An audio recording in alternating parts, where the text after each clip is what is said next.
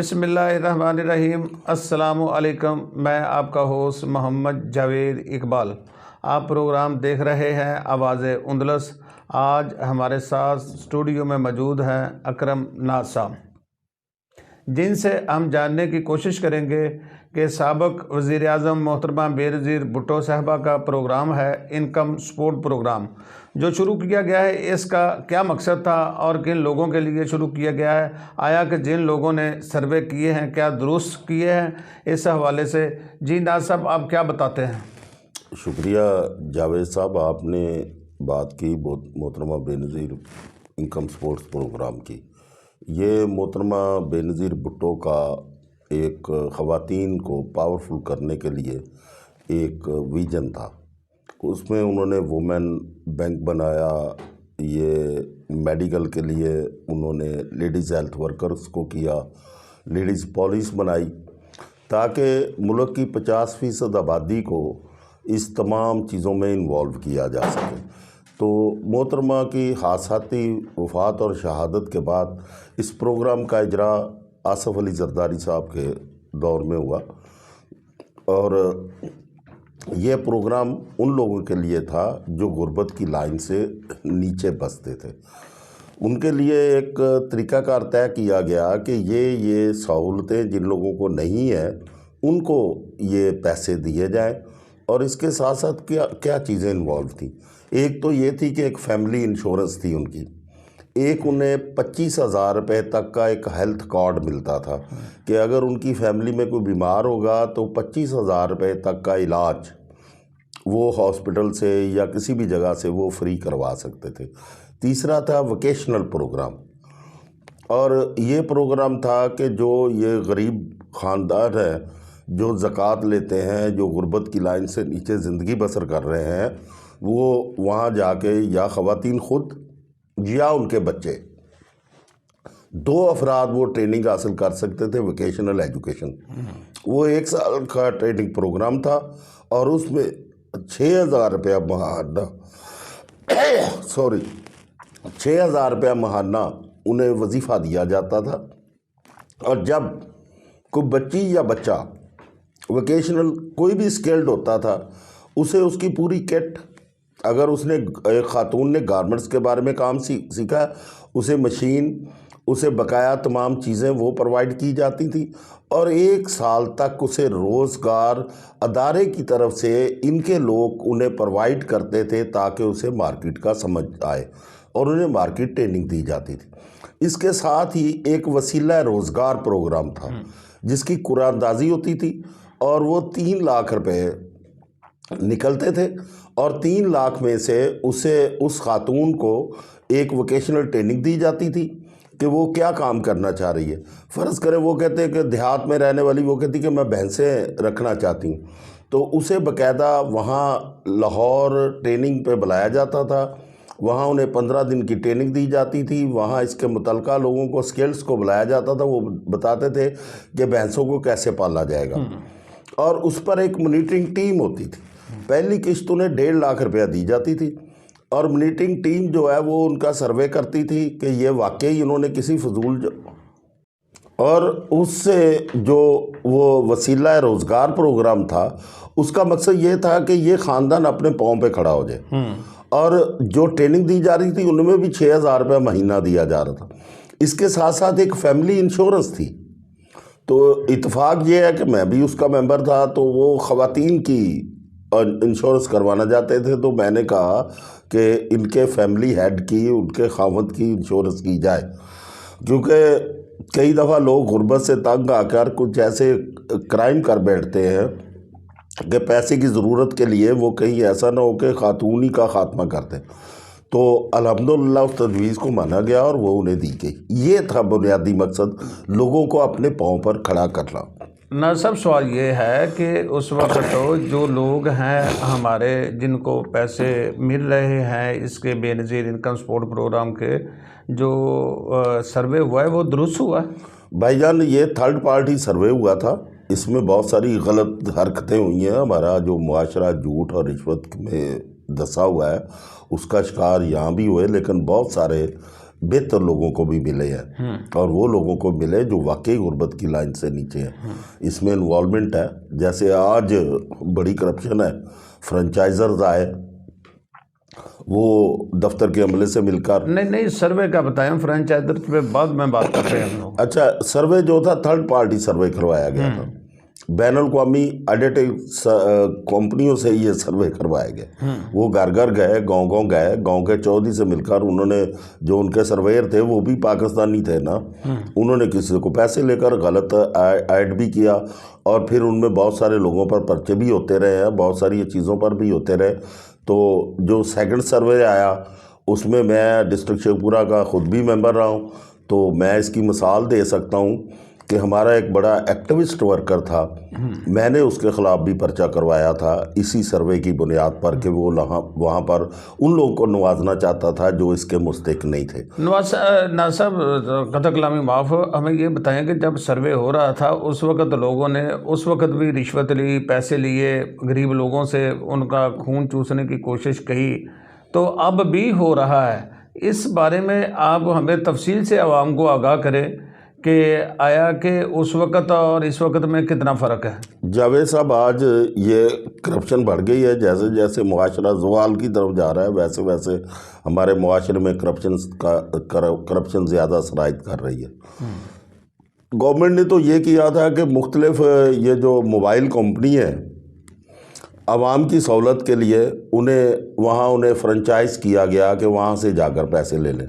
अब जो वो फ्रेंचाइज़र है वो उनसे पैसे लेता है उनको किस्त देते वक्त, ठीक है ना।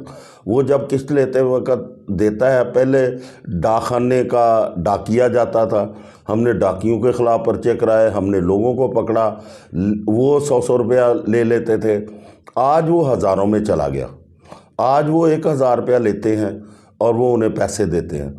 और उन्हें ख़वातीन, क्योंकि वो सादा है, अनपढ़ है, उनकी बैकग्राउंड जो है वो ऐसी नहीं है, तो वो बेचारी इसका शिकार होती हैं, तो वो उनसे लेते हैं जो कानूनन जुर्म है। अब गवर्नमेंट ने फिर एक नई पॉलिसी बनाई पिछले अदवार में, और चेयरमैन थी हमारी पीपल्स पार्टी की थी, तो उन्होंने कहा कि ये तमाम लोगों के अकाउंट्स खुलाए जाएं, और लाहौर के अंदर इसके लिए बाकायदा उन्होंने कहा कि बैंक में इनका अकाउंट खुलाया जाए, इनके पैसे बैंक में जाएं और ये बैंक से खुद जा कर लें।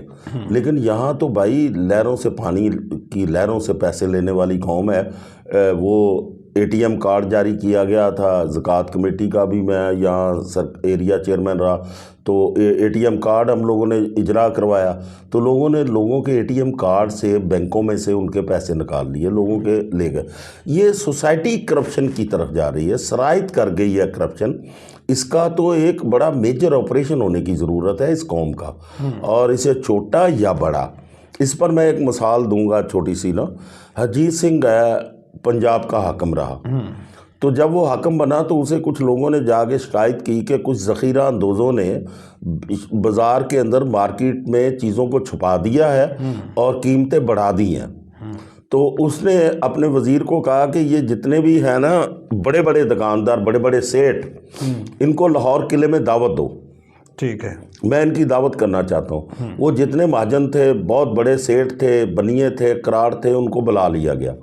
तो वहाँ उसने 5-7 कढ़ाई तेल के उबलने के लिए रख दिए, उबलने के लिए रखे। तो अब बहुत अच्छी ज़ियाफ़त थी, तो उसने पूछा था कि 5 बड़े मुझे ज़ख़ीरा अंदोज़ बताएं। उन्होंने निशानदेही की हुई थी। जब सारा अरूज पर पहुंच गया तो उसने कहा इन 5 को उठा के ना कढ़ाई में फेंक दो। ठीक है। और जब लोगों ने उन्हें चलते हुए देखा ना, तो अगले दिन जब तक अरिजीत सिंह रहा मार्केट में ज़ख़ीरा अंदोज़ी नहीं हो सकी। ठीक, यहाँ पर कड़ी सज़ाओं की ज़रूरत है, यहाँ पर मिट्टी झाड़ने की ज़रूरत नहीं है। अब इस मुआशरे को सर्जी की ज़रूरत है। इंक्रोचमेंट है, उसका ऑपरेशन हो रहा है, दूसरे काम हो रहे, बड़े अच्छे इक़दाम हैं। लेकिन क्या है कि जब तक लोगों को आप पनिश नहीं करेंगे इस सोसाइटी में, और सख्त पनिश नहीं करेंगे, रिश्वतखोर को पकड़े, बड़े लोगों को पकड़े, वज़ीर आज़म करप्शन में शामिल है, उसे पकड़े, उस पर उसे सजाए मौत दे दें। ना सब हमारी और उसकी जायदाद जब्त कर लें। हमारी बात ये हो रही है कि जो बेनज़ीर इनकम सपोर्ट प्रोग्राम में सर्वे हो रहे हैं, वहाँ पर लंबी लाइनें खतूनों की लगी होती हैं, اور وہاں پر جو لوگ موجود ہوتے ہیں، وہاں جو سروے کر رہے ہوتے ہیں، جس سے پیسے لیتے ہیں ان کے کر دیتے ہیں، ان کے بارے میں آپ سے ہم رائے جاننے کی کوشش کر رہے ہیں کہ ان لوگوں کو کیسے کڑی سزا دی جا سکتی ہے؟ جاوید صاحب وہ پکڑے جائے، آپ میڈیا مین ہیں، آپ نے بہت سارے خواتین کے پاس جاتے ہیں، آپ نے روڈ شو بھی اس پہ کیا تھا، مجھے بتائیں کہ کتنی خواتین کمپلینٹر بنتی ہیں؟ اگر دوسری بات ہے کہ جرنلسٹ ہیں، آپ جیسے بھی جرنلسٹ ہیں، دوسرے بھی ہیں، وہ کمپلینٹ کرتے وہ بھی وہاں سے منتھلی لیتے ہیں، اس کو اجاگر کون کرے گا؟ یہ ایک مافیا کرپشن ہمارے معاشرے کا حصہ بنی ہوئی ہے۔ میں یہ بالکل نہیں کہتا کہ کرپشن نہیں ہو رہی، میں تو کہتا ہوں کرپشن انتہا پر ہے، انتہا پر۔ اور کرپشن کا عالم کیا ہے کہ اب ایئر کنڈیشن دفتروں میں بیٹھ کے وہ ریل لسٹیں نکال دیتے ہیں۔ مگر آپ دیہات میں رہتے ہیں، مجھے بتائیں کہ بھینس کا دودھ کا کیا ریٹ ہے گاؤں میں؟ مجھے صرف ایک سوال کا جواب دیں، آپ کو حل اس کا مل جائے گا۔ کیا ریٹ ہے دودھ کا؟ اس کا تقریباً جو وہاں سے گاؤں سے لے رہے ہیں تقریباً 170 ہے، تقریباً 170۔ اب ایک آدمی 170 میں لے کر 160 پر دودھ بیچ سکتا ہے؟ کبھی نہیں بیچ سکے گا۔ تو پھر یہی ہے۔ اچھا، بات یہ ہے کہ آیا کہ یہ جو سروے کرتے ہیں لوگ، یہ پیسے لیتے ہیں، کیا یہ اوپر والے اپنے آقاؤں کو بھی دیتے ہیں جو اس میں بیٹھے ہوئے ہیں؟ سر یہ ممکن نہیں ہے، کمپیوٹرائز ڈیٹا ہے کہ اس میں یہ ہے کہ اس کی فیملی سے کوئی فرد بار نہ گیا ہو، پینشنر نہ ہو، دوسرا نہ ہو، تو وہاں پر نادرا والے بھی ملتے ہوں گے، ان کو بھی یہ حصہ دیتے ہوں گے۔ یہ جو فرنچائزر ہیں یہ جاتے ہیں جس جائے خاتون کا بنا دیں۔ میرے پاس ایک مثال موجود ہے کہ ایک فرنچائزر نے، وہ کچھ خواتین میرے پاس آئی کہ ہمارے بے نظیر انکم سپورٹس پروگرام کے پیسے لگوا دیں۔ میں نے کہا بی بی تمہارے 2 بیٹے باہر گئے ہوئے ہیں، تمہاری فیملیز ویل سیٹل ہیں، کیسے لگ سکتے ہیں؟ اس نے کسی فرنچائزر کو 2,000 روپیہ دیا، اس کی بیٹیاں جو باہر بیائی ہوئی ہیں ان کے پیسے لگے ہوئے ہیں۔ اب اس میں انوالو کون ہے؟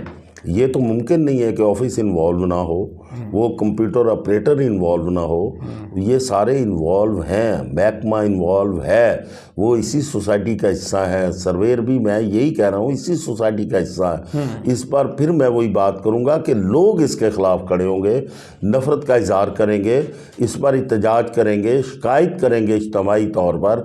اور میں لوگوں کو پیغام دیتا ہوں، بھئی تم اکیلے ڈرتے ہو نا، 100 خواتین مل کر شکایت کر دیں، ان کا کچھ نہیں بگڑے گا۔ اچھا ناز صاحب، یہ بتائیں کہ چیک اینڈ بیلنس کے حوالے سے میں ایک چھوٹا سا کویسچن کرنے لگا ہوں کہ بے نظیر انکم سپورٹ پروگرام کے جو فرنچائزر ہیں، کیا حکومت ان کے اثاثہ جات چیک کرے گی جو ہر کس پر لاکھوں روپے نجائز غیر قانونی طریقے سے عوام سے بٹورتے ہیں؟ جاوید صاحب آپ بڑا عجیب سا سوال کر رہے ہیں مجھے۔ ایک تو میں گورنمنٹ پرسن نہیں ہوں، میں تجزیہ نگار، بات تو سمجھا نا، میں تجزیہ نگار ہوں، میں کوئی پاورفل نہیں۔ اگر میں پاورفل ہوتا یا ہماری سوچ کے مطابق اس ملک کے اندر نظام آیا ہوتا تو میں آپ سے دعوتاً کہتا کہ ملک کے اندر کرپشن نہیں ہو سکتی، ملک کے اندر استحصال نہیں ہو سکتا، سمجھ گئے، ملک کے اندر فرقہ واریت نہیں ہو سکتی۔ لیکن اب میری بات سنیں، اس پر حکومت کیا کرے گی؟ حکومت بینکوں میں جا رہی ہے، یہ سوسائٹی کرپٹ ہے، جب تک ہم خود اس پر احتجاج نہیں کریں گے تو یہ ختم نہیں ہوگی۔ اچھا، کچھ لوگ شکایت کرتے ہیں کہ ضرورت مندوں کو امداد نہیں ملتی، اس پر کیا کہیں گے آپ؟ دیکھو، میں نے تو آپ کو خود کہا ہے کہ بہت سارے وہ لوگ اپنا سروے کرواتے ہیں جو ضرورت مند نہیں ہیں، اور وہ پیسے دے کر کرواتے ہیں، اس میں نیچے سے لے کر یہ جو تحصیل کا آفیسر ہے، یہ اگر انوالو نہ ہو تو وہ کبھی ہو ہی نہیں سکتا۔ اچھا، حکومت کو اور بے نظیر انکم سپورٹس پروگرام کا عملہ انوالو ہے اس میں، اس کے تعاون کے بغیر، کیونکہ جو وہاں فارمولہ بنا ہوا ہے نا، وہ ڈیٹا لے کر اگر ان کا جائیں گے تو وہ نہیں جا سکتا کوئی بھی شخص جس کے پاس پاسپورٹ ہے، جس کے پاس موٹر سائیکل ہے، جو پینشنر ہے، جس کی آمدنی اب میرا 31 32 یا 38 پوائنٹ پر لے گئے ہیں، اس سے اگر 30,000 سے زیادہ اگر اس کی آمدنی ہے تو اس کا نہیں لگ سکتا۔ تو یہ تو وہ عملہ انوالو ہوتا ہے تو لگتا ہے۔ اچھا سر، ہمارا سوال یہ ہے کہ حکومت کو بے نظیر انکم سپورٹ پروگرام کی شفافیت کے لیے کون سے اقدامات اٹھانے چاہیے؟ سب سے پہلا تو یہی قدم ہے کہ ڈائریکٹ ان کو پیسے دیے جائیں، ان کے ساتھ ساتھ وہ جو وسیلہ روزگار پروگرام تھا اسے شروع کیا جائے تاکہ اسے منیمائز کیا جا سکے، اور وہ لوگ برسر روزگار ہوں، اپنے پاؤں پر کھڑے ہوں، وہ صاحب حیثیت ہوں، معاشرے کے باعزت شہری بنے، ان کے بچوں کو ووکیشنل ایجوکیشن دی جائے. جیسے ابھی انہوں نے تعلیم پر انہیں پیسے دینے شروع کیے ہیں، اس کے ساتھ ووکیشنل ایجوکیشن دی جائے تاکہ وہ اور انہیں روزگار کا تحفظ دیا جائے، اور پھر اس کو منیمائز کیا جائے اور ان کا پیسے ڈائریکٹ ان کے اکاؤنٹس میں جائیں اور وہ خود نکالیں اور خود خرچ کریں. ان سوالوں کے ساتھ ہم اکرم ناز صاحب سے اجازت چاہتے ہیں. شکریہ ادا کرتے ہیں جنہوں نے آج اپنا قیمتی ٹائم ہمیں دیا. تو بڑی مہربانی. ناظرین، پروگرام دیکھنے کے بعد اپنی رائے ضرور دیجیے گا. آپ کی رائے ہمارے لیے بہت مقدم ہے. انشاءاللہ آپ کے جواب بھی ضرور دیے جائیں گے. جو آپ سوال کریں گے اس کا جواب بھی دیں گے. ہمارے چینل کو لائک کریں، فالو کریں اور سبسکرائب کریں. Thank you.